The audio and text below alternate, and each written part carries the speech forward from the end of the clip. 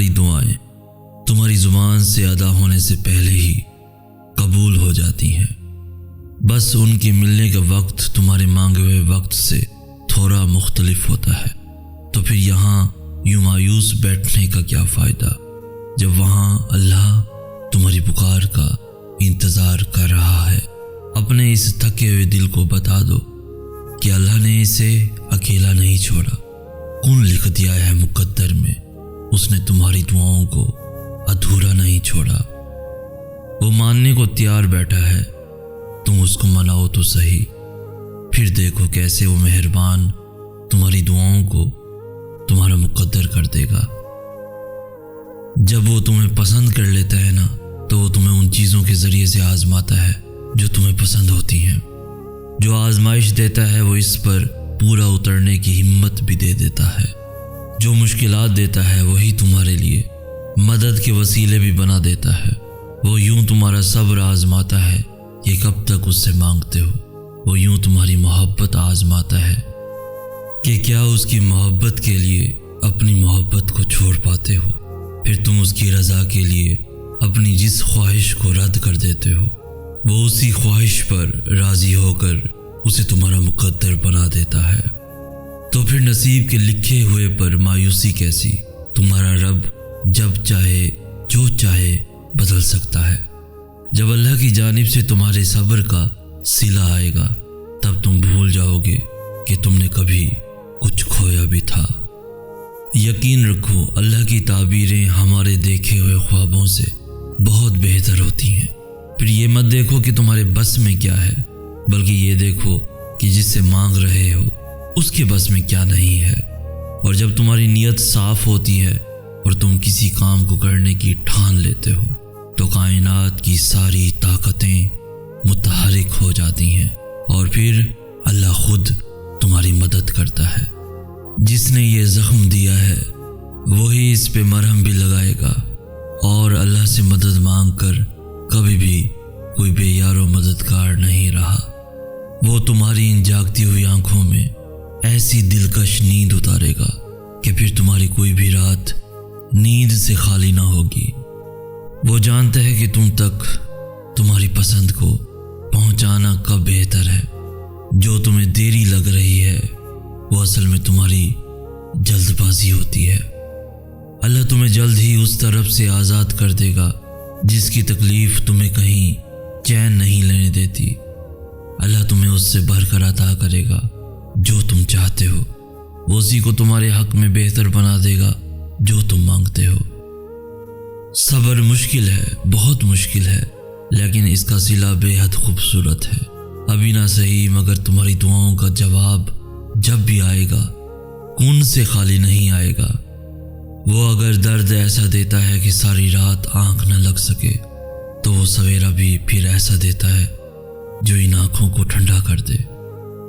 تم اس کے لیے نیند ترک کر کے آؤ تو کیسے ممکن ہے کہ وہ تمہاری دعاؤں کو رد کر دے؟ اگر اس نے تمہیں اپنے لیے منتخب کر لیا ہے تو جان رکھو کہ اس نے تمہاری رضا کو اپنی رضا کے لیے چن لیا ہے۔ تو پھر تم اس کی جانب واپس لوٹ جاؤ، وہ تمہاری جانب ہر چیز واپس لے آئے گا۔ وہ جو چاند کو روشنی سے بھر کر آسمان کو ستاروں سے سجا دیتا ہے، وہ تمہیں بھی ایسے سکون سے بھر دے گا کہ پھر کوئی درد تمہیں نہ ستا سکے گا۔ جو تمہاری فریاد کو تمہاری زبان تک لا سکتا ہے، وہ اس فریاد کو تمہارا مقدر بھی بنا سکتا ہے۔ جو تہجد کا سجدہ قضا نہیں کرتا، اللہ بھی پھر اس کی محبت کو قضا نہیں ہونے دیتا۔ جس نے تمہیں مانگنے کی ترکیبیں سکھائی ہیں، وہ دینے میں بھی خوب مہارت رکھتا ہے۔ ہمارا سب سے بڑا مسئلہ یہی ہے کہ ہم دوسروں کو ڈھونڈنے کے چکر میں خود کو کھو دیتے ہیں۔ ہم دوسروں کو جوڑتے جوڑتے خود کو ہی توڑ دیتے ہیں۔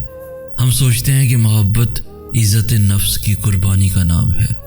ہم سوچتے ہیں کہ رشتوں کو زبردستی پکڑے رکھنے سے وہ مضبوط ہو جاتے ہیں، اور پھر ہم ان رشتوں کو تب تک تھامے رکھتے ہیں جب تک ہمارے ہاتھ لہو لہان نہیں ہو جاتے۔ ہم یہ کیوں نہیں سمجھتے کہ ہمیں مکمل ہونے کے لیے کسی سہارے کی نہیں بلکہ خود کی ضرورت ہے۔ ہمارا سکون ہم میں ہی چھپا ہے۔ کسی کو قید کر لینے سے وہ ہمارا نہیں ہو سکتا۔ عزت نفس قربان کرنے سے محبت نہیں ملا کرتی۔ جس نے آپ کو قبول کرنا ہوتا ہے وہ آپ کو تمام عیبوں کے ساتھ قبول کرتا ہے، اور جس نے نہیں کرنا ہوتا وہ آپ کو آپ کی لاکھ خوبیوں کے بعد بھی ٹھکرا دیتا ہے۔ تو پھر کسی کا بھی انتظار کیوں کرنا؟ گزرے وقتوں کو بھلا کر آگے بڑھو، خود سے محبت کرنا سیکھو، خود کی قدر کرنا سیکھو۔ ہر کھوئی ہوئی چیز واپس مل جاتی ہے، مگر خود کو کھو کر پانا بہت مشکل امر ہے۔ تو کوشش کرو کہ جو دوسروں کو دیتے ہو خود بھی اس سے محروم نہ رہو۔ کسی اور سے پہلے تمہارا تم پر حق ہے، اور یہ حق کسی اور کو کبھی مت دو۔ روشنی بکھیرتے بکھیرتے اتنے خالی نہ ہو جانا کہ پھر باقی صرف اندھیرا رہ جائے۔ خود کے لیے لڑو، تم جیسے بھی ہو مکمل ہو، خود کے لیے کافی ہو۔ خود کو پہچانو تاکہ تمہیں تمہاری پہچان مل سکے، کیونکہ تمہارے علاوہ تمہیں کوئی جان نہیں سکتا۔ گرنے سے مت ڈرو، یہ پنکھ تمہارے ہیں تو پھر جہاں تک چاہتے ہو اڑ چلو۔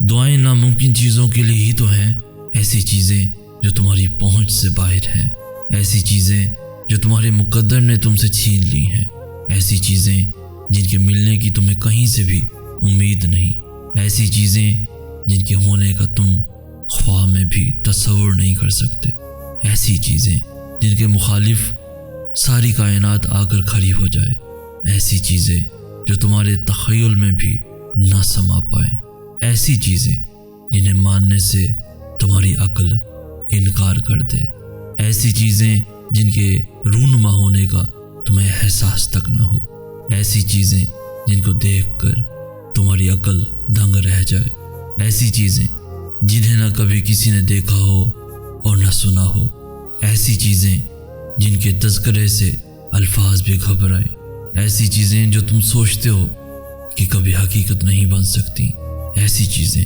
جن کے ہونے کا علم تمہاری چھٹی حس کو بھی نہیں چھو سکتا۔ دعائیں وہ معجزہ ہیں جنہیں تمہارا نصیب بھی نہیں روک سکتا۔ دعائیں وہ کن کا سوال ہیں جنہیں اللہ کبھی رد نہیں کرتا۔ دعائیں تو پھر ان چیزوں کے لیے ہی ہیں جو دسترس سے نکل جاتی ہیں، بس ایک صدا کی بات ہوتی ہے اور ہر کھوئی ہوئی چیز واپس مل جاتی ہے۔ تمہاری دعائیں ہی تمہارا مقدر ہوتی ہیں، اور دعاؤں کا لکھا تو نصیب بھی نہیں ٹال سکتا۔ جو بے جان کہانی میں پھر سے جان پھونک سکتی ہے وہ تمہاری دعائیں نہیں ہیں تو اور کیا ہیں؟